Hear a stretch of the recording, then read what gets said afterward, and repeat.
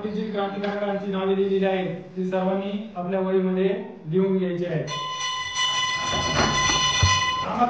सर्वांनी इकडे लक्ष द्या. उद्या 15 ऑगस्ट निमित्त आपल्या शाळेमध्ये चित्रकला स्पर्धेचं आयोजन करण्यात आलेलं आहे. त्या स्पर्धेसाठी प्रथम 3 क्रमांकांचा आपण या ठिकाणी गौरव करणार आहोत. त्यामुळे उद्या येताना सर्वांनी रंगपेटी आणि चित्रकला वही शाळेत येताना घेऊन यावं.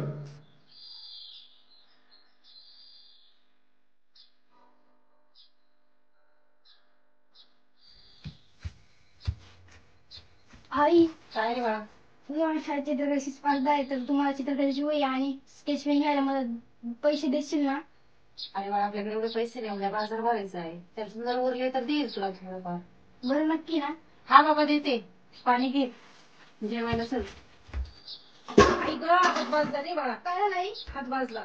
मी बनवत लावतो.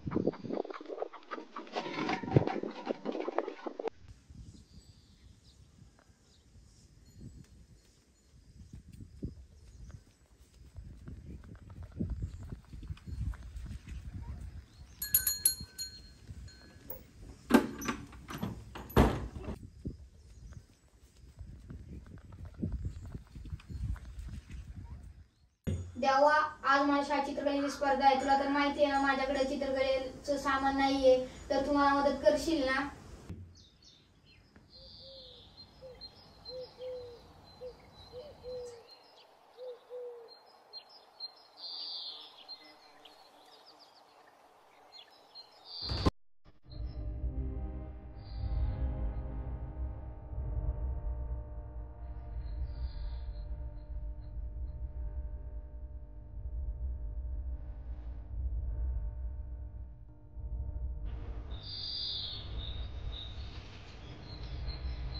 आज आपल्या शाळेमध्ये जी चित्रकला स्पर्धा झाली त्या स्पर्धेचं आम्ही परीक्षण केलं.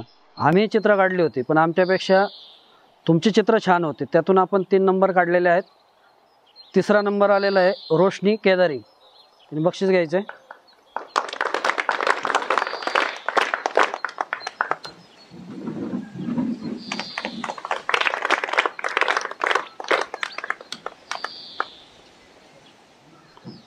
द्वितीय क्रमांक आलेला आहे संजय बाल्टे. त्याने आपलं बक्षीस घ्यायचं आहे.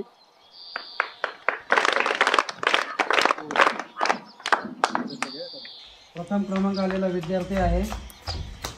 सर थांबा, एक चित्र बघायचं राहिले. कुठं आहे चित्र? बाहेरच्या भिंतीवर लावलेलं आहे. चला बघून येऊ. सर हे बघा, या श्रेयचं चित्र.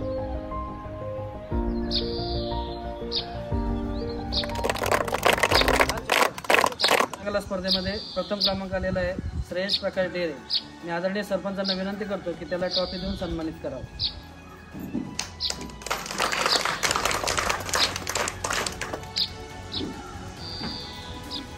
आत्ताच सरपंचांनी सांगितल्याप्रमाणे मी श्रेयसला विनंती करतो की त्यांनी पुढे यायचं आहे आणि आजचा ध्वजारोहण सरपंच आणि श्रेयस मिळून करतो.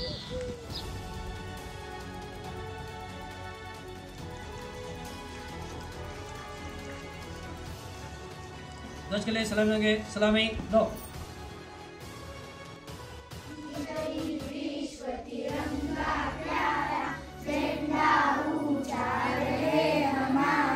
सदा शक्ति वाला मातृभूमि का नमस्कार.